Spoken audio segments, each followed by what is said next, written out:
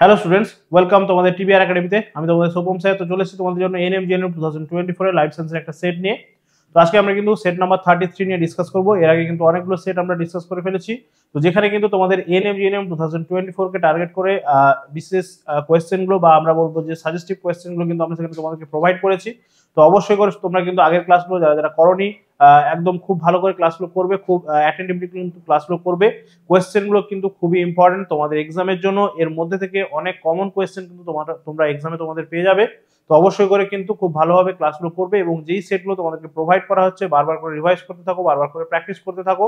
Exam কিন্তু তোমাদের সামনেই রয়েছে এবং যারা যারা ক্লাসগুলো করছো তোমাদেরকে জানিয়ে রাখি, এই ক্লাসগুলোর ফ্রি পিডিএফস গুলো পাওয়ার জন্য আমাদের যে হোয়াটসঅ্যাপ গ্রুপ রয়েছে সেখানে তোমরা জয়েন করবে। সেখানে কিন্তু আমাদের প্রত্যেকটা ক্লাসের ফ্রি পিডিএফ কিন্তু প্রোভাইড করা হচ্ছে। এবং যারা যারা ক্লাসগুলো করছো তাদের যদি ক্লাসগুলো থেকে কোনো রকম কোনো ডাউটস থাকে, কোনো রকম কোনো কোয়ারি থাকে, কোনো কোয়েশ্চেন রিলেটেড কোনো রকম কোনো প্রবলেমস থাকে, অবশ্যই করে আমাদেরকে পাঠাবে। আমরা কিন্তু সলভ করে দেবো অবশ্যই করে। আমাদের যে হোয়াটসঅ্যাপ গ্রুপ রয়েছে, টেলিগ্রাম চ্যানেল রয়েছে, সেখানে তোমরা জয়েন করবে। সেখানে কিন্তু আমাদের তোমরা প্রবলেমগুলো সেন্ড করতে পারো, আমরা কিন্তু সেগুলোকে সলভ করে দেওয়ার চেষ্টা করবো। তো চলো আজকে আমরা ক্লাসটা স্টার্ট করবো। তো আজকে আমরা কিন্তু সেট নাম্বার 33 নিয়ে ডিসকাস করবো। কোয়েশ্চেনগুলো কি কি রয়েছে আমরা দেখে নিই। তো ফার্স্ট কোয়েশ্চেন বলেছে, দেখো খুবই ইম্পর্টেন্ট কোয়েশ্চেন বলেছে, রোগ জীবাণু ধ্বংস করে কোন শ্বেত রক্তকণিকা? তার মানে আমাদের কিন্তু ডব্লিউবিসি গুলো যেগুলো রয়েছে আমরা জানি, ডব্লিউবিসি গুলো কিন্তু আমাদের কিন্তু ফ্যাগোসাইটোসিস পদ্ধতিতে কিন্তু বিভিন্ন রকম রোগ জীবাণুগুলোকে ধ্বংস করছে। এবং মনে রাখতে হবে ডব্লিউবিসি হচ্ছে আমাদের শরীরের এমন একটা কোষ বা এমন একটা রক্তকণিকা আমরা বলবো যেটা হচ্ছে কি করছে না, যেটা কিন্তু হচ্ছে অ্যামিবয়েড চলন দেখাচ্ছে, ঠিক আছে, বা তার মধ্যে কিন্তু অ্যামিবয়েড চলন লক্ষ্য করা যাচ্ছে। এবং এই ডব্লিউবিসির মধ্যে কিন্তু অনেকগুলো ভাগ রয়েছে আমরা জানি, মনোসাইট, নিউট্রোফিল, ইওসিনোফিল, বেসোফিল, বিভিন্ন রকম রয়েছে ডব্লিউবিসি গুলো। এই হোয়াইট ব্লাড কর্পাসেল বা শ্বেত রক্তকণিকার মধ্যে কোনটা রোগ জীবাণুদেরকে ধ্বংস করছে, ঠিক আছে, আমাদের শরীরে যে রোগ জীবাণুগুলো প্রবেশ করছে সেগুলোকে মেরে ফেলছে বা সেগুলোকে ধ্বংস করছে কোন রক্তকণিকা? তাহলে ফার্স্ট কোয়েশ্চেনের অপশনগুলো দেখে নেবো আমরা কি কি রয়েছে। বেসোফিল, মনোসাইট, ইওসিনোফিল নাকি নিউট্রোফিল? তাহলে রাইট অ্যান্সার কি হয়ে যাচ্ছে, রোগ জীবাণু ধ্বংস করতে সাহায্য করছে আমাদের কিন্তু নিউট্রোফিল। নিউট্রোফিল যে রক্তকণিকাটা রয়েছে এটা কিন্তু আমাদেরকে রোগ জীবাণু ধ্বংস করছে। অপশন ডি হয়ে যাচ্ছে এখানে আমাদের রাইট অ্যান্সার। মনে রাখতে হবে সবচেয়ে বড় যে ডব্লিউবিসি রয়েছে আমাদের শরীরে বা সবচেয়ে বড় যে শ্বেত রক্তকণিকা রয়েছে সেটা হয়ে যাচ্ছে কিন্তু আমাদের মনোসাইট। এটা আমরা বলবো যে বিগেস্ট ডব্লিউবিসি, ঠিক আছে, বিগেস্ট ডব্লিউবিসি, ঠিক আছে, বিগেস্ট ডব্লিউবিসি হচ্ছে কি আমাদের মনোসাইট। মনোসাইটের আকারটা সবচেয়ে বড়, বিগেস্ট ডব্লিউবিসি বলে আমরা বলবো যে মনোসাইট। স্মলেস্ট হয়ে যাচ্ছে কি, স্মলেস্ট আমরা বলবো স্মলেস্ট ডব্লিউবিসি। স্মলেস্ট ডব্লিউবিসি কি হয়ে যাচ্ছে, স্মলেস্ট ডব্লিউবিসি আমরা বলবো যে লিম্ফোসাইট, ঠিক আছে, লিম্ফোসাইট, ঠিক আছে, লিম্ফোসাইট। লিম্ফোসাইট হয়ে যাচ্ছে স্মলেস্ট ডব্লিউবিসি। বিগেস্ট হচ্ছে মনোসাইট আর স্মলেস্ট হয়ে যাচ্ছে লিম্ফোসাইট। আর এখানে আমরা দেখলাম যে কি না, নিউট্রোফিল যেটা হচ্ছে সেটা কিন্তু রোগ জীবাণু ধ্বংস করতে সাহায্য করছে। এবং মনে রাখতে হবে এই যে বেসোফিল, বেসোফিল হচ্ছে কি অ্যালার্জি, ঠিক আছে, আমাদের যে অ্যালার্জি হচ্ছে অ্যালার্জি প্রতিরোধ করতে কিন্তু সাহায্য করছে এই বেসোফিল, ঠিক আছে। তাহলে এই যে ডব্লিউবিসি যে আমরা যে দেখবো টাইপস গুলো রয়েছে এবং তাদের মধ্যে যে কি কি তাদের যে বৈশিষ্ট্যগুলো রয়েছে সেগুলো কিন্তু আমাদেরকে ভালোভাবে মনে রাখতে হবে। চলো নেক্সট কোয়েশ্চেন দেখে নিই আমরা, নেক্সট কোয়েশ্চেন কি রয়েছে। চলো নেক্সট কোয়েশ্চেন আমরা চলে যাব। কোয়েশ্চেন নাম্বার 32 কি রয়েছে, বলছে মানুষের স্বাভাবিক হৃদস্পন্দনের হার প্রতি মিনিটে। তাহলে প্রতি মিনিটে মানুষের স্বাভাবিক হৃদস্পন্দন, এটা সবাই জানি আমরা, এটা কিন্তু আলাদা করে বলতে হবে না। মোটামুটি আমরা জানি যে 72 বার কিন্তু আমাদের হৃদস্পন্দন হচ্ছে প্রতি মিনিটে। 1 মিনিটে আমরা দেখবো যে 72 বার কিন্তু হৃদস্পন্দন হচ্ছে। চলো এটা খুবই ইজি কোয়েশ্চেন, ঠিক আছে। নেক্সট কোয়েশ্চেন আমরা চলে আসছি। নেক্সট কোয়েশ্চেন কি রয়েছে, কোয়েশ্চেন নাম্বার 33। চলো কোয়েশ্চেন নাম্বার 33 কি বলছে, দেখো হাইড্রোপনিক্স। এই কোয়েশ্চেনটা কিন্তু আমি তোমাদের আগেও করিয়েছি। হাইড্রোপনিক্স কি রয়েছে দেখো, বলছে হাইড্রোপনিক্স কথাটি কিসের সঙ্গে যুক্ত? হাইড্রোপনিক্স আমরা জানি, হাইড্রো কথাটা যেখানে থাকবে সেখানে কিন্তু মনে রাখবে যে জল সম্পর্কিত কিন্তু একটা ব্যাপার রয়েছে, ঠিক আছে। হাইড্রো যেখানে থাকছে সেটা মনে রাখবে, হাইড্রো কথাটা কিন্তু জলের সঙ্গে রিলেটেড বা জলের সঙ্গে সম্পর্কিত, ঠিক আছে। তাহলে কি বলছে দেখো, হাইড্রোজেন যুক্ত যৌগ, বংশ পরম্পরা, জল, মাটি ছাড়া গাছের প্রতিপালন, ঠিক আছে। তাহলে দেখো রাইট অ্যান্সার কি হবে, তাহলে হাইড্রো কথাটা যেহেতু জলের সঙ্গে যুক্ত, শুধু এই জিনিসটা মনে যদি রাখো তাহলে তোমরা কি অ্যান্সার করতে যাবে, প্রথমেই জল দেখে কিন্তু জলে অ্যান্সার করতে যাবে, তাহলেই কিন্তু সম্পূর্ণ ভুল হয়ে যাবে অ্যান্সারটা। আমি কি বলেছি, হাইড্রো কথাটা জলের সঙ্গে রিলেটেড, ঠিক আছে, হাইড্রো বা অ্যাকোয়া, ঠিক আছে, অ্যাকোয়া বা হাইড্রো, ঠিক আছে, এই দুটো কথা কিন্তু কার সঙ্গে রিলেটেড, রিলেটেড টু ওয়াটার, ঠিক আছে, রিলেটেড টু ওয়াটার, তার মানে জলের সঙ্গে সম্পর্কিত রয়েছে। আমরা জলজ যে সমস্ত জীবগুলোকে রয়েছে তাদেরকে আমরা অ্যাকোয়াটিক অ্যানিমালস বলছি, ঠিক আছে, অ্যাকোয়াটিক অ্যানিমালস বলছি জলজ প্রাণীগুলোকে, ঠিক আছে, এখানে দেখতে পাচ্ছি আমরা হাইড্রো, তাহলে হাইড্রোপনিক্স বলছি, তাহলে হাইড্রো মানে জলের সঙ্গে রিলেটেড, ঠিক আছে, কিন্তু জল কিন্তু হবে না, খেয়াল রাখতে হবে। তাহলে কি বলছে, হাইড্রোপনিক্স মানে হচ্ছে কি মাটি ছাড়া গাছের প্রতিপালন, ঠিক আছে, মাটি ছাড়া গাছের প্রতিপালনকে আমরা কিন্তু হাইড্রোপনিক্স বলছি। এতে কি হচ্ছে, হাইড্রোপনিক্সে আমরা মাটি না দিয়ে কিন্তু বিভিন্ন রকম উদ্ভিদের প্রতিপালন করতে পারছি, তাহলে আমাদের জায়গাও কম লাগছে এবং সেক্ষেত্রে কিন্তু আমরা কোনো রকম কোনো মাটি না যদি থাকে আমাদের কাছে, বা আমরা দেখবো যে আমাদের সয়েল যদি না থাকে, সেক্ষেত্রেও কিন্তু আমরা বিভিন্ন রকম আমাদের প্রয়োজনীয় যে সমস্ত প্ল্যান্ট গুলো রয়েছে সেগুলো কিন্তু আমরা গ্রো করতে পারছি, ঠিক আছে। এটা কিন্তু ওয়াটার মিডিয়ামের মধ্যে কিন্তু গ্রো করা হচ্ছে এবং যে প্ল্যান্ট গুলো রয়েছে বা যে উদ্ভিদগুলো রয়েছে তারা কিন্তু ওয়াটার মিডিয়াম থেকেই তাদের নিউট্রিয়েন্টস গুলো কিন্তু অ্যাবজর্ব করে নিচ্ছে এবং তারা কিন্তু খুব সহজেই সেখানে বেঁচে থাকতে পারছে। চলো নেক্সট কোয়েশ্চেন আমরা চলে যাবো। নেক্সট কোয়েশ্চেন কি রয়েছে আমাদের কাছে, কোয়েশ্চেন নাম্বার 34, একটি পরিণত মানুষের অস্থি সংখ্যা হলো, তাহলে পরিণত মানুষের অস্থির সংখ্যা, আমাদের হাড়ের সংখ্যা কতগুলো রয়েছে, আমরা সবাই জানি পরিণত মানুষের শরীরে 206টি কিন্তু হাড় রয়েছে আমাদের, ঠিক আছে, 206টি হাড় রয়েছে পরিণত মানুষের শরীরে, ঠিক আছে। এবার আমাদেরকে মনে রাখতে হবে আমাদের যে অস্থিগুলো রয়েছে সেগুলো কিন্তু মোটামুটি 206টা আমাদের অস্থি রয়েছে। এবারে আমরা দেখবো যে আমাদের যে পেশিগুলো রয়েছে, পেশিগুলো কিন্তু মনে রাখতে হবে, পেশিগুলো কিন্তু আমাদের 639 বা মোটামুটি 640টা মতো পেশি রয়েছে আমাদের শরীরে। এবারে দেখছি আমরা এখানে অস্থির কথাটা যেহেতু আমাদেরকে বলেছে, এগুলো কিন্তু পেশির সংখ্যা, ঠিক আছে, পেশির সংখ্যা আমরা বলবো। এছাড়া দেখবো আমরা আমাদের যে 206টা হাড় রয়েছে তার মধ্যে সবচেয়ে আমরা যদি বলি বিগেস্ট, বা আমরা যদি বলি আমাদের সবচেয়ে লম্বা হাড় কোনটা, ঠিক আছে, ফিমার, ঠিক আছে, ফিমার হচ্ছে আমাদের শরীরের সবচেয়ে বড় হাড়, ফিমার হচ্ছে আমাদের শরীরের সবচেয়ে বড় হাড়। কোথায় থাকছে, ফিমার থাকছে আমাদের যে উরু বলবো, ঠিক আছে, আমাদের যে উরু, তার মানে আমাদের কোমর থেকে হাঁটু পর্যন্ত যে অস্থিটা রয়েছে সেটা হচ্ছে ফিমার, এটা হচ্ছে সবচেয়ে বড় অস্থি আমাদের, ঠিক আছে, সবচেয়ে বড় অস্থি। সবচেয়ে ছোট বললে আমরা কি বলবো, স্টেপিস, স্টেপিস, ঠিক আছে, স্টেপিস হচ্ছে সবচেয়ে ছোট, স্টেপিস হচ্ছে সবচেয়ে ছোট। কোথায় থাকছে, আমাদের অন্তঃকরণে, ঠিক আছে, কানের মধ্যে থাকছে, কানের মধ্যে থাকছে সবচেয়ে ছোট, সবচেয়ে ছোট বলবো আমরা স্টেপিস, এবং এটা থাকছে কোথায়, আমাদের অন্তঃকরণে। ইনকাস, মেলিয়াস, স্টেপিস তিনটে রয়েছে, তিনটের মধ্যেই কিন্তু তিনটেই কিন্তু ছোট হাড়, তবে আমরা স্টেপিসটাকেই এখানে কনসিডার করব, ঠিক আছে। আচ্ছা, এবারে দেখবো আমরা আমাদের যে সবচেয়ে বেশি সংখ্যক যদি আমরা বলি অস্থি কোথায় রয়েছে, আমরা বলবো আমাদের হাতের মধ্যে, ঠিক আছে, আমাদের হাতের মধ্যেই কিন্তু এই আমাদের একদম কাঁধ থেকে শুরু করে এই হাত পর্যন্ত আমরা বলবো যে মোট কিন্তু 30টা এখানে আমাদের অস্থি রয়েছে, ঠিক আছে। এইগুলো কিন্তু আমাদেরকে ভালো করে একটু মনে রাখতে হবে, কোথায় কোনটার বড় কোনটা ছোট বা কোথায় সবচেয়ে বেশি রয়েছে, এগুলো কিন্তু আমাদেরকে ভালো করে মনে রাখতে হবে। আর সবচেয়ে বেশি করে মনে রাখতে হবে কি, আমাদের যে স্কাল বা হচ্ছে যে আমাদের যে মাথার যে বোনগুলো রয়েছে করোটির মধ্যে বা স্কালের মধ্যে, আমাদের যে পুরো ফেসিয়াল এই রিজিয়নে যতগুলো বোন রয়েছে সবগুলোই কিন্তু ইমুভেবল, মানে কোনোটাই কিন্তু মুভ করতে পারছে না, এক্সেপ্ট হচ্ছে আমাদের যে লোয়ার জ, এইটা শুধু আমরা দেখবো যে আমাদের যে স্কাল বোন যতগুলো রয়েছে তার মধ্যে কিন্তু এইটাই একমাত্র মুভ করতে পারছে, আর কোনোটাই কিন্তু মুভ করতে পারছে না, সবগুলোই কিন্তু ইমুভেবল। যদি এইটা আমাদের মুভ করতে না পারতো সেক্ষেত্রে কিন্তু আমরা কথা বলতে পারতাম না বা খাওয়ার কিন্তু খেতে পারতাম না, ঠিক আছে। তাহলে শুধুমাত্র আমাদের যে এই বোনটা বা লোয়ার জ বোনটা, এটাই কিন্তু আমাদের মুভেবল বোন। কোথাকার না, আমাদের এই মানে একদম করোটির মধ্যে বা আমাদের কিন্তু মাথার এই যে খুলি যেটা রয়েছে তার মধ্যে বলবো, ঠিক আছে। চল নেক্সট আমরা চলে আসবো 35, কি বলছে দেখো, সূর্য শিশির উদ্ভিদের পাতায়, আচ্ছা, সূর্য শিশির উদ্ভিদের পাতার রোম পতঙ্গের সংস্পর্শে আসা মাত্র পতঙ্গের দিকে বেঁকে যায়, এটি কি প্রকারের চলন। তাহলে আমরা দেখবো যে সূর্য শিশির, কলসপত্রী এই সমস্ত যে উদ্ভিদগুলো রয়েছে এরা কিন্তু পতঙ্গভুক উদ্ভিদ, তার মানে পতঙ্গদেরকেই কিন্তু এরা খাদ্য হিসেবে গ্রহণ করছে। এবং সেক্ষেত্রে আমরা দেখবো যে পতঙ্গের উৎস বা পতঙ্গের যদি তারা সন্ধান পায় সেক্ষেত্রে তাদের পাতাটা বা তাদের হচ্ছে সেদিকে কিন্তু তাদের মুভমেন্ট ঘটছে, তাহলে সেটাকে আমরা কি বলবো, অপশনগুলো দেখে নেবো আমরা, ট্যাকটিক, ন্যাস্টিক, কেমোন্যাস্টিক, ফটোন্যাস্টিক। তাহলে রাইট অ্যান্সার কি হবে, দেখো আমি বলেছিলাম যে এই ধরনের যে পতঙ্গ, পতঙ্গ কি হচ্ছে, পতঙ্গ হচ্ছে পতঙ্গের শরীরটা রাসায়নিক এলিমেন্ট দিয়ে গঠিত, ঠিক আছে, বিভিন্ন রকম কেমিক্যাল এলিমেন্ট দিয়ে গঠিত, রাসায়নিক উপাদানগুলো দিয়ে গঠিত। সেক্ষেত্রে রাসায়নিক কথাটা বা রাসায়নিক পদার্থের যেখানে যেখানে কিন্তু রাসায়নিক পদার্থের আমরা বলবো যে একটা উৎস থাকছে বা রাসায়নিক পদার্থের একটা উৎস আমরা দেখতে পাচ্ছি, সেক্ষেত্রে আমরা সেটাকে কি করব, সেক্ষেত্রে আমরা কিন্তু সেটাকে কেমো, ঠিক আছে, এই কেমো কথাটা কিন্তু রাসায়নিক পদার্থের সঙ্গে যুক্ত বা রাসায়নিক পদার্থ রিলেটেড, তাহলে সেক্ষেত্রে রাইট অ্যান্সারটা কিন্তু হয়ে যাচ্ছে আমাদের অপশন সি হয়ে যাচ্ছে এখানে আমাদের রাইট অ্যান্সার। যেহেতু আমরা দেখছি যে এখানে পতঙ্গ রয়েছে, পতঙ্গ হচ্ছে একটা রাসায়নিক, পতঙ্গের যে শরীরটা সেটা হচ্ছে একটা রাসায়নিক উপাদান দিয়ে গঠিত, তাহলে সেক্ষেত্রে আমরা এখানে রাইট অ্যান্সার করে ফেলবো কি, অপশন সি, কেমোন্যাস্টিক, ঠিক আছে। ফটো কথাটা কার সঙ্গে রিলেটেড? আমরা জানি যে ফটোটা কিন্তু লাইটের সঙ্গে রিলেটেড, ফটো কথাটা লাইটের সঙ্গে রিলেটেড। তাহলে ফটোন্যাস্টি মানে কার প্রভাবে হচ্ছে? এখানে আমরা দেখবো যে এখানে উদ্দীপকটা হচ্ছে কি? উদ্দীপকটা হচ্ছে লাইট, ঠিক আছে।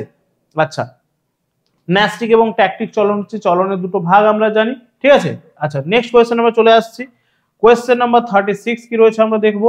সুন্দরী গাছের শ্বাসমূল O2 শোষণের জন্য মাটির উপরে উঠে আসে, এটি কি প্রকারের চলন? তাহলে সুন্দরী গাছের শ্বাসমূল গুলো কিন্তু আমরা দেখবো সুন্দরী কোথায় জন্মাচ্ছে? সুন্দরী গাছ আমরা দেখবো যে লবণাক্ত অঞ্চলে সুন্দরী গাছ কিন্তু জন্মাচ্ছে, ঠিক আছে। সুন্দরী গাছ লবণাক্ত অঞ্চলে জন্মাচ্ছে, লবণাক্ত মাটিতে।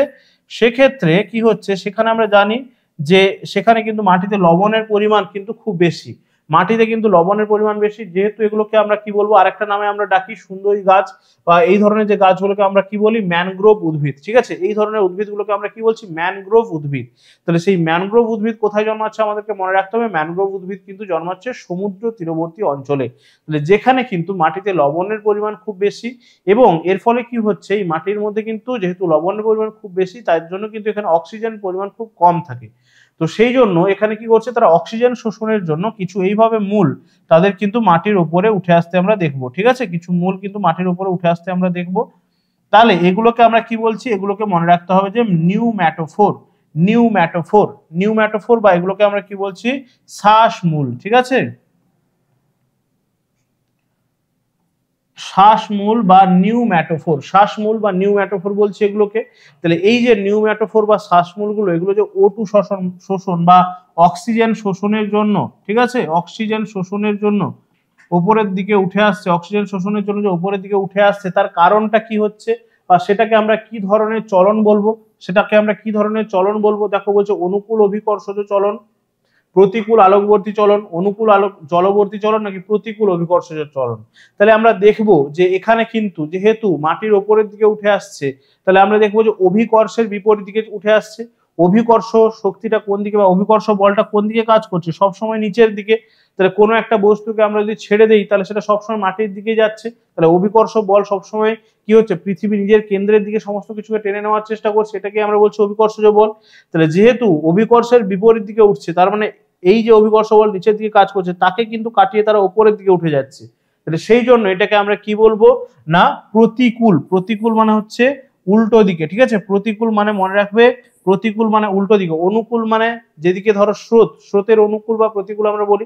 অনুকূল মানে যেদিকে হচ্ছে সেদিকেই আমরা যাচ্ছি, স্রোতের অনুকূল মানে যেদিকে স্রোতটা বইছে সেদিকেই আমরা যাচ্ছি। প্রতিকূল মানে যেদিকে স্রোতটা যাচ্ছে তার উল্টো দিকে আমরা যাওয়ার চেষ্টা করছি, ঠিক আছে। তো সেই জন্য এখানে আমরা বলবো যে প্রতিকূল অভিকর্ষজ চলন, ঠিক আছে। চলো নেক্সট কোয়েশ্চেন আমরা চলে আসবো। নেক্সট কোয়েশ্চেন কি রয়েছে আমাদের কাছে, কোয়েশ্চেন নাম্বার 37 কি বলছে দেখো। ওকে, যে গ্রন্থি থেকে পটকায় গ্যাস উৎপন্ন হয় সেটি হলো, পটকা আমরা দেখবো যে মাছের শরীরে থাকছে, ঠিক আছে। পটকা মাছের শরীরে থাকছে। এই পটকার কাজ কি হচ্ছে না, মাছকে কিন্তু জলের গভীরতা পরিবর্তনে সহায়তা করছে, তার মানে জলের গভীরে যেতে সাহায্য করছে, উপরের দিকে উঠে আসতে সাহায্য করছে। এই যে কাজগুলো, এগুলোতে কে সাহায্য করছে, মাছের পটকা। তাহলে সেক্ষেত্রে আমরা দেখবো এখানে যে গ্যাস উৎপন্ন হচ্ছে সেটা কোথা থেকে উৎপন্ন হচ্ছে।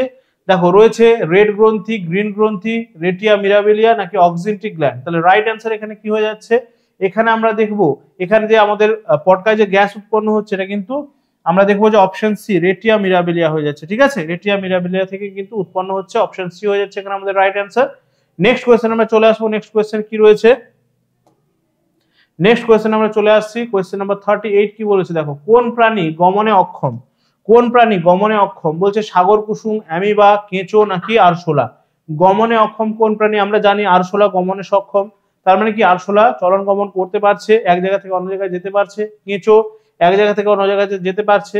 অ্যামিবা আমরা জানি অ্যামিবার হচ্ছে ক্ষণপদ রয়েছে, গমনাঙ্গ ক্ষণপদ, ঠিক আছে, এক জায়গা থেকে অন্য জায়গাতে চলাফেরা করতে পারছে। এই যে সাগর কুসুম, সাগর কুসুম কিন্তু গমনে অক্ষম, ঠিক আছে। সাগর কুসুম কিন্তু চলাফেরা করতে পারছে না। তাহলে রাইট অ্যান্সার হয়ে যাচ্ছে অপশন এ, রাইট অ্যান্সার হয়ে যাচ্ছে অপশন এ, সাগর কুসুম কিন্তু গমনে অক্ষম, তার মানে সে কিন্তু চলাফেরা করতে পারছে না। সেই জন্য সে কি করে, সাগর কুসুম দেখবে সন্ন্যাসী কাঁকড়া বা হারমিট ক্র্যাবের সঙ্গে কিন্তু একটা মিথজীবী সম্পর্ক গঠন করে, ঠিক আছে। সাগর কুসুম সন্ন্যাসী কাঁকড়া বা হারমিট ক্র্যাবের সঙ্গে একটা মিথজীবী সম্পর্ক গঠন করে, যার ফলে কি হয়, এই সাগর কুসুম সন্ন্যাসী কাঁকড়ার উপরে বসে থাকে। সন্ন্যাসী কাঁকড়া কিন্তু এক জায়গা থেকে অন্য জায়গায় চলাফেরা করতে পারে, তাহলে সাগর কুসুমও কিন্তু সেই সঙ্গে এক জায়গা থেকে অন্য জায়গাতে চলাফেরা করতে পারছে। অন্যদিকে এখানে আমরা দেখবো যে হারমিট ক্র্যাব বা সন্ন্যাসী কাঁকড়াকে তার শত্রুপক্ষের হাত থেকে বাঁচাতে সহায়তা করছে কিন্তু এই সাগর কুসুম। তাহলে এখানে দেখবো আমরা মিথ্যজীব সম্পর্ক, মানে দুজনেই কিন্তু এখানে উপকৃত হচ্ছে, ঠিক আছে। সন্ন্যাসী কাঁকড়াও একদিক থেকে উপকৃত হচ্ছে, আর দেখবো যে সাগর কুসুমও কিন্তু উপকৃত হচ্ছে। এটা হচ্ছে একটা মিথ্যজীবী সম্পর্ক, ঠিক আছে। চলো নেক্সট কোয়েশ্চেন আমরা এগিয়ে যাব। নেক্সট কোয়েশ্চেন কি রয়েছে 39, বলছে কোন প্রাণীটির গমন অঙ্গ হচ্ছে সিলিয়া? কোন প্রাণীর গমন অঙ্গ হচ্ছে সিলিয়া? অ্যামিবা, কেঁচো, প্যারামোসিয়াম নাকি আরশোলা? খুব সহজ, এখানে আমরা জানি প্যারামোসিয়ামের গমন অঙ্গ হচ্ছে গিয়ে সিলিয়া, ঠিক আছে। প্যারামোসিয়ামের গমন অঙ্গ হচ্ছে গিয়ে সিলিয়া, ঠিক আছে। চলো অ্যামিবার ক্ষেত্রে মনে রাখবে সিউডোপোডিয়া বা ক্ষণপদ বলবো। অ্যামিবার ক্ষেত্রে সিউডোপোডিয়া বা ক্ষণপদ হচ্ছে অ্যামিবার গমনাঙ্গ। নেক্সট কোয়েশ্চেন আমরা চলে যাবো। নেক্সট কোয়েশ্চেন কি রয়েছে দেখো, কোয়েশ্চেন নাম্বার 40, বলছে কোন বিজ্ঞানী বাস্তুতন্ত্রের সংজ্ঞা দিয়েছেন? কোন বিজ্ঞানী বাস্তুতন্ত্রের সংজ্ঞা দিয়েছেন? দেখো বলছে ট্যান্সলে, ল্যামার্ক, ওডাম নাকি হার্বার্ট? ট্যান্সলে, ল্যামার্ক, ওডাম নাকি হার্বার্ট? তাহলে রাইট অ্যান্সার কি হবে? ওডাম, ঠিক আছে। ওডাম কিন্তু কি দিয়েছিলেন না, আমরা দেখবো যে বাস্তুতন্ত্রের সংজ্ঞা দিয়েছিলেন ওডাম। তো এখানে কিন্তু বাস্তুতন্ত্র রিলেটেড আরো দুজন বিজ্ঞানীর নাম আমরা মনে রাখবো, একজন হচ্ছে এজি ট্যান্সলে, আর একজন বলবো আমরা আর্নেস্ট হেকেল, ঠিক আছে। আর্নেস্ট হেকেলের নাম কিন্তু আমরা এখানে মনে রাখবো, ঠিক আছে। তাহলে দুজনের নাম কেন মনে রাখবো? এজি ট্যান্সলে বা আর্নেস্ট হেকেল কি করেছিলেন? তাহলে মনে রাখতে হবে যে ইকোসিস্টেম, ঠিক আছে। ইকোসিস্টেমের প্রথম যে কথাটা ইকোসিস্টেম, ঠিক আছে, এই ইকোসিস্টেম কথাটা প্রথম বলেছিলেন এজি ট্যান্সলে, আর আর্নেস্ট হেকেল হচ্ছে ইকোলজি, ঠিক আছে। ইকোলজি, এই ইকোলজি কথাটা প্রথম বলেছিলেন হচ্ছে আর্নেস্ট হেকেল, ঠিক আছে। তাহলে দেখো ওডাম হচ্ছে গিয়ে সংজ্ঞা দিয়েছিলেন ইকোলজি, ঠিক আছে। ইকোলজি বা বাস্তুবিদ্যা যেটাকে আমরা বলবো। লজি কথার অর্থ মনে রাখবে হচ্ছে বিদ্যা রিলেটেড, বাস্তুবিদ্যা যে কোনো লজি রয়েছে মানে তার সাথে কিন্তু সেটা নিয়ে পড়াশুনো, ঠিক আছে। যেমন জুওলজি প্রাণীবিদ্যা, তার মানে প্রাণীদের সম্পর্কে যেখানে পড়াশোনা হচ্ছে। বায়োলজি, ঠিক আছে, এখানে কিন্তু আমরা বলবো যে জীববিদ্যা, তাহলে জীবেদের এখানে পড়াশোনা হচ্ছে, ঠিক আছে। তাহলে লজি কথাটা কিন্তু বিদ্যা রিলেটেড বা হচ্ছে কোন একটা স্ট্রিম যেখানে সেই বিষয়ে পড়াশোনা হচ্ছে, সেই লজি যেখানে থাকছে মনে রাখবে। তাহলে এটা হচ্ছে কি বাস্তুবিদ্যা, ঠিক আছে। বাস্তুবিদ্যা, তাহলে বাস্তুবিদ্যা প্রথম কে দিয়েছিলেন? তার যে এই যে ধারণাটা দিয়েছিলেন কিন্তু আর্নেস্ট হেকেল। আর আমরা বলবো যে ইকোসিস্টেম বাস্তুতন্ত্র, ঠিক আছে। বাস্তুতন্ত্রের ধারণা প্রথম দিয়েছিলেন হচ্ছে আমাদের এজি ট্যান্সলে, ঠিক আছে। AG Tansley. একই রকম ভাবে আমরা যদি দেখি যে নরম্যান মায়ার্স বায়োডাইভার্সিটি, ঠিক আছে, বায়োডাইভার্সিটি যে টার্মটা সেটা কিন্তু প্রথমে দিয়েছিলেন হচ্ছে নরম্যান মায়ার্স। তাহলে এই যে বিজ্ঞানীদের নামগুলো রিলেটেড যে তাদের যে টার্মগুলো, ঠিক আছে, এই টার্ম এবং তার সঙ্গে সঙ্গে বিজ্ঞানীদের যে নামগুলো কিন্তু আমাদেরকে ভালোভাবে মনে রাখতে হবে। এই বাস্তুতন্ত্র বা ইকোলজি এবং ইকোসিস্টেম কিন্তু খুব ভালোভাবে মনে রাখতে হবে। এগুলো কিন্তু বারবার পরীক্ষাতে দেয়, এজি ট্যান্সলে কোথায় এবং আর্নেস্ট হ্যাকেল কি করেছিলেন, ঠিক আছে। চলো নেক্সট কোয়েশ্চেন আমরা চলে আসবো, কি রয়েছে দেখে নেই। কোয়েশ্চেন নাম্বার 41 কি বলছে, যে সমস্ত প্রাণী জলের তলদেশে বসবাস করে তাদেরকে আমরা কি বলবো? জলের তলদেশে বসবাস করছে, তাহলে তাদেরকে আমরা কি বলবো? বেনথস, প্লাঙ্কটন, নেকটন নাকি ফ্লোরা? তাহলে রাইট অ্যান্সার কি হবে? জলের তলদেশে বাস করছে। তাহলে দেখবো একটা জলাশয়ের, ঠিক আছে, জলাশয় যদি আমরা দেখি, ঠিক আছে, ধরো জলাশয়ের আমরা বলছি যে জলাশয়ের বিভিন্ন জায়গার অবস্থান অনুসারে কিন্তু আমরা তাদের নামগুলো কিন্তু দিচ্ছি, ঠিক আছে। বিভিন্ন জায়গাতে অবস্থান অনুসারে আমরা তাদের নামগুলো দিচ্ছি। তাহলে ধরো এটা যদি একটা জলাশয় হয় সেক্ষেত্রে আমরা কি বলবো যে এখানে কোথায় কোনটা অবস্থান করছে। দেখো এখানে আমরা যে বলছি প্লাঙ্কটন, এই প্লাঙ্কটন কোথায় অবস্থান করছে? প্লাঙ্কটন কিন্তু একদম এই উপরের দিকে অবস্থান করছে প্লাঙ্কটন, ঠিক আছে, উপরের দিকে অবস্থান করছে একদম প্লাঙ্কটন, ঠিক আছে। আচ্ছা বেনথস হচ্ছে কি? বেনথস হচ্ছে একদম কিন্তু এই নিচের দিকে অবস্থান করছে, আমরা বলবো কোনো এক ধরনের প্রাণী, ঠিক আছে। বেনথস যারা নিচের দিকে অবস্থান করছে, ঠিক আছে, নিচের দিকে অবস্থান করছে তারা হচ্ছে বেনথস। নেকটন মানে কি? নেকটন মানে যারা জলের উপরের দিকে সাঁতার কেটে বেড়াতে পারছে, ঠিক আছে, জলের উপরের দিকে সাঁতার কেটে বেড়াতে পারছে, তারা হচ্ছে জলের উপরের দিকে সাঁতার কেটে বেড়াতে পারছে, তাদেরকে আমরা বলছি কি? নেকটন, ঠিক আছে। জলের উপরের দিকে সাঁতার কেটে বেড়াতে পারছে তারা হচ্ছে নেকটন। ওকে, আচ্ছা তাহলে দেখো এটা হয়ে গেল আমাদের প্লাঙ্কটন,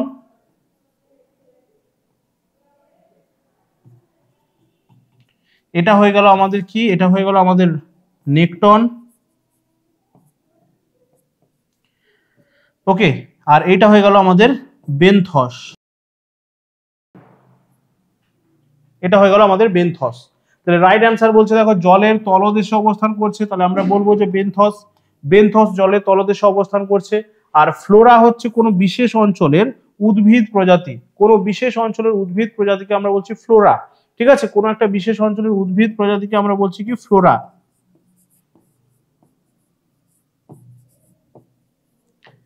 উদ্ভিদ প্রজাতিকে আমরা বলছি ফ্লোরা। ওকে, এই প্লাঙ্কটনকে কিন্তু আমরা দুভাগে আবার ভাগ করতে পারি, একটা হচ্ছে জু প্লাঙ্কটন আর একটা হচ্ছে ফাইটো প্লাঙ্কটন। ঠিক আছে, একটা হচ্ছে জু প্লাঙ্কটন, একটা হচ্ছে ফাইটো প্লাঙ্কটন। ঠিক আছে, এই টার্মগুলো কিন্তু খুব ভালোভাবে মনে রাখবে, জু প্লাঙ্কটন, ফাইটো প্লাঙ্কটন। জু প্লাঙ্কটন মানে আনুবীক্ষণিক, এই প্লাঙ্কটন কিন্তু আনুবীক্ষণিক। ঠিক আছে, আনুবীক্ষণিক যে সমস্ত প্রাণী রয়েছে, আনুবীক্ষণিক প্রাণী রয়েছে তাদেরকে আমরা বলবো যে জু প্লাঙ্কটন। আর আনুবীক্ষণিক যে সমস্ত উদ্ভিদ রয়েছে, উদ্ভিদ রয়েছে তাদেরকে আমরা বলছি ফাইটো প্লাঙ্কটন। ঠিক আছে, তাহলে প্লাঙ্কটন আবার দু ধরনের হচ্ছে, একটা হচ্ছে জু প্লাঙ্কটন, একটা হচ্ছে ফাইটো প্লাঙ্কটন। টার্মগুলো ভালো করে মাথায় রাখবে এবং তার সঙ্গে সঙ্গে কোথায় তাদের অবস্থান, জলাশয়ের মধ্যে কোন জায়গাতে তারা অবস্থান করছে তাদের কিন্তু ভালো করে সমস্ত কিছু ভালো করে মাথার মধ্যে রাখবে। চলো নেক্সট কোয়েশ্চেনে আমরা এগিয়ে যাবো। নেক্সট কোয়েশ্চেন কি রয়েছে,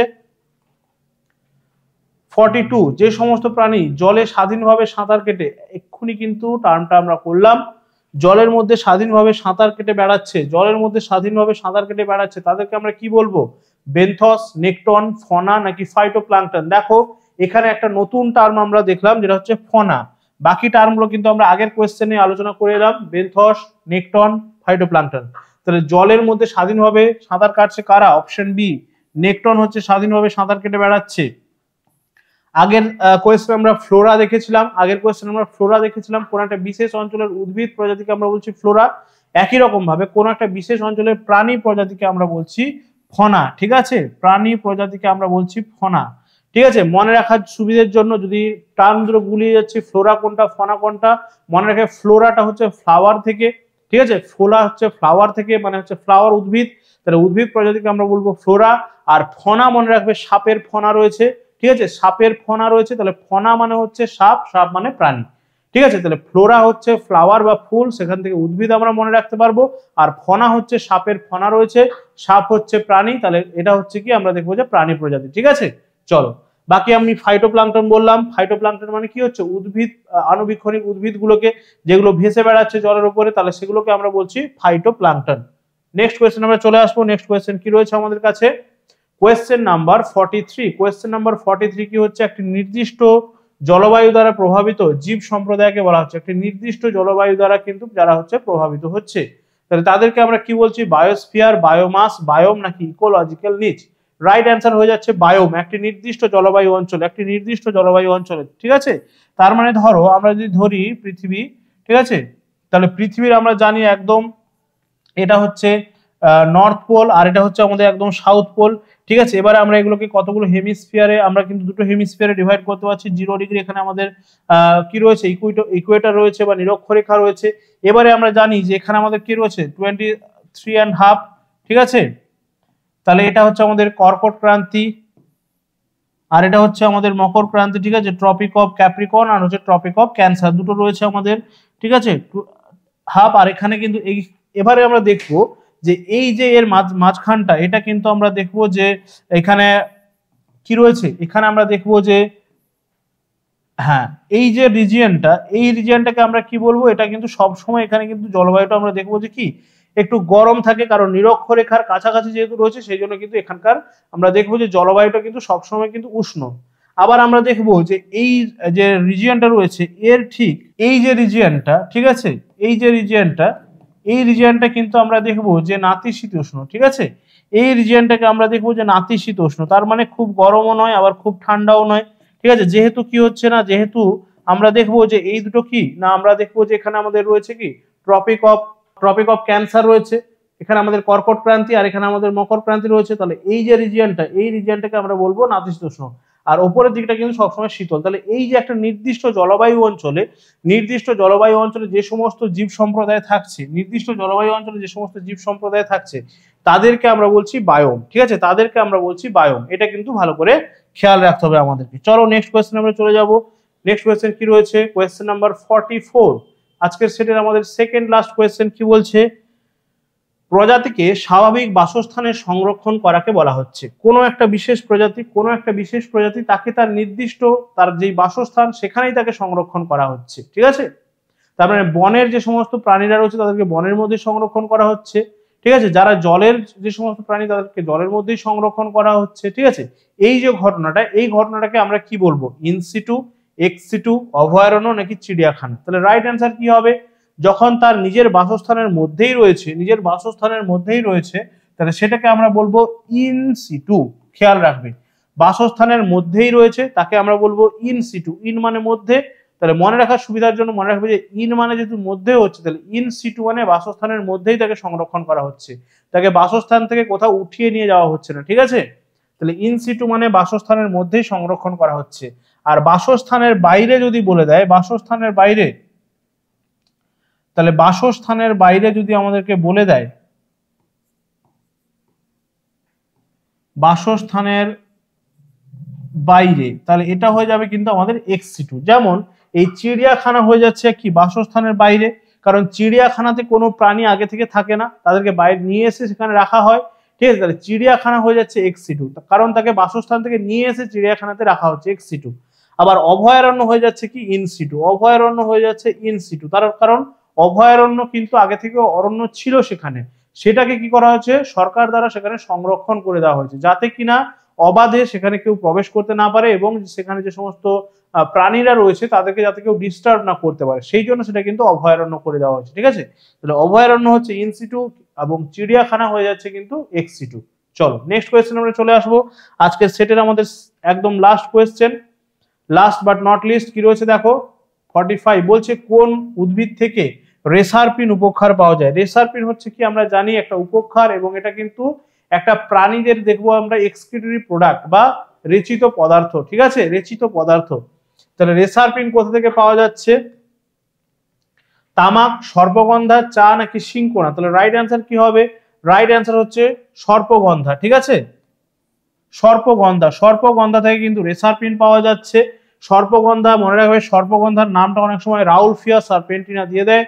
রাউলফিয়া সার্পেন্টিনা হচ্ছে সর্পগন্ধার সাইন্টিফিক নেম। ঠিক আছে, সাইন্টিফিক নেমগুলো কিন্তু ভালো করে আমি তোমাদেরকে মনে রাখতে বলেছিলাম, ভালো করে কিন্তু পড়তে বলেছিলাম। তার কারণ প্রিভিয়াস ইয়ারে আমরা যদি কোয়েশ্চেনগুলো আমরা অবশ্যই করে আলোচনা করবো, প্রিভিয়াস ইয়ারের কোয়েশ্চেন সেখানে তোমরা দেখতেই পাবে যে বেশিরভাগ কিন্তু কোয়েশ্চেনগুলো, অনেক কোয়েশ্চেন কিন্তু তোমাদের সেখানে কিন্তু দেখবো যে সাইন্টিফিক নেমগুলো থেকে দিয়েছে। তো সেই জন্য সাইন্টিফিক নেমগুলো একটুখানি মনে রাখার চেষ্টা করবে। তাহলে এখান থেকে আমরা কি পাচ্ছি না? উচ্চ রক্তচাপ বা ব্লাড প্রেশার। ঠিক আছে,